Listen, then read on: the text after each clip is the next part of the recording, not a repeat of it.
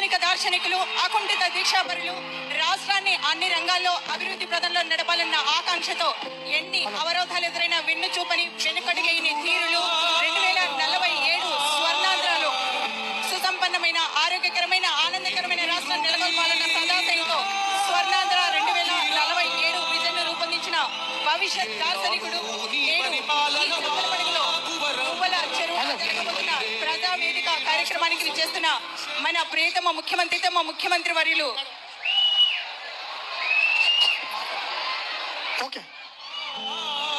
జిల్లా కలెక్టర్ గారితో కలిసి మన ముందుకు విచ్చేస్తున్న మన ప్రియతమ